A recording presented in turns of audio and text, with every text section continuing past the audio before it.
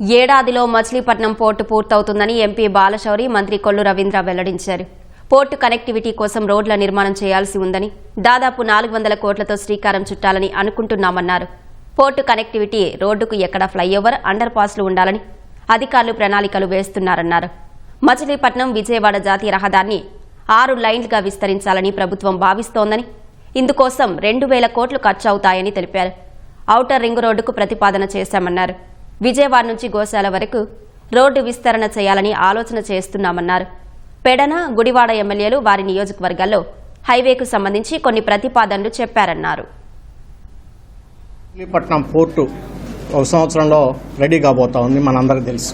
దానికి port connectivity road అనేది చాలా ఇంపార్టెంట్. దాన్ని దాదాపు ఒక 400 కోట్ల రూపాయలతోటి ఈ నెలాఖరులోపు శాంక్షన్ వచ్చేస్తుంది. కొంత గ్రీన్ ఫీల్డ్ రోడ్డు ఉంది, తర్వాత రైస్ మిల్లు దగ్గర దాకా, అక్కడి నుంచి అండర్ పాస్లు ఎలా రావాలి, అలాగే ఫ్లైఓవర్ ఎక్కడ రావాలి, అవన్నీ కూడా నేషనల్ హైవే వాళ్ళు మొత్తం వివరించారు. సో మనకి పోర్టు ఆపరేషన్స్ వచ్చే టయానికి దాదాపుగా ఇది కూడా వస్తే యాక్టివిటీస్కి ఎక్కడ కూడా ఇబ్బంది లేకుండా ఉంటుందనేటువంటి ఉద్దేశంతో అదొక ఇంపార్టెంట్ ఇష్యూ. ఉల్లిపాలెం, వాడపాలెం, కోడూరు, గిలకలదిండి, కిషోరమ్మటిగారు. సో ఆ రోడ్డును కానీ దీన్ని కూడా మనం కనెక్టివిటీ కానీ చేసినట్లయితే, అంటే ఇప్పుడు ఉన్నటువంటి రోడ్డుని కోస్టల్లో కొంచెం డైవర్షన్ చేసినట్లయితే అది బాగా ఉపయోగపడిద్ది. అవనగడ్డ కాన్స్టిట్యున్సీకి, పెడన కాన్స్టిట్యున్సీకి, మచిలీపట్నం అసెంబ్లీ కాన్స్టిట్యున్సీకి కూడా బాగా ఉపయోగపడిద్దని సజెస్ట్ చేశారు మంత్రి గారు. సో అది కూడా అధికారులకు బాగా నచ్చింది.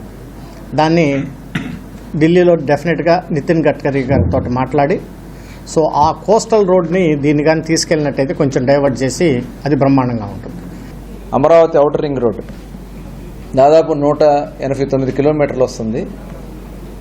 దాంట్లో దగ్గర మన జిల్లాలో పాస్ అవుతున్నటువంటిది ఉయ్యూరు పక్క నుంచి ఒల్లూరు మీదుగా దానికి ప్యారలల్గా కనెక్టివిటీస్ తీసుకురావడానికి ఇటు గుడివాడ కానీ, పామర్ కానీ, మచిలీపట్నం కానీ దీనికి కనెక్టివిటీస్ ఆ రోడ్ నుంచి తీసుకురావడం జరుగుతుంది.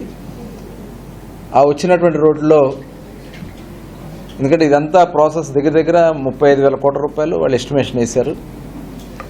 అలాగే మచిలీపట్నం విజయవాడ దగ్గర 1900 కోట్లు. ఇవి కాకుండా ఇప్పుడు 216 కూడా ఇప్పుడు 4 లైన్ చేయబోతా ఉన్నారు. డిపిఆర్ కూడా తయారు కాబోతోంది. వారికి ఎంపీ గారు మేము ఒక సజెషన్ చేశాం.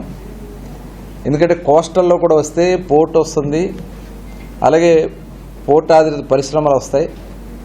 మనకి సాల్ట్ ఫ్యాక్టరీ కానీ ఆ దిగువన ఉన్నటువంటి భూమిలో కొద్దిగా ఇండస్ట్రీస్ రావడానికి అవకాశం ఉంది. కాబట్టి అలాగే టూరిజం, ఇటు మంగినపూడి బీచ్ కానీ అటు కృత్తివేణి వరకు కూడా ఉన్నటువంటి బీచెస్ కనెక్టివిటీ చేయడానికి లోసరి బ్రిడ్జ్ దగ్గర నుంచి కోడూరు ఉల్లిపాలెం బ్రిడ్జ్ వరకు కోస్ట్ అమ్మడే దగ్గర 70 కిలోమీటర్లు వస్తుంది.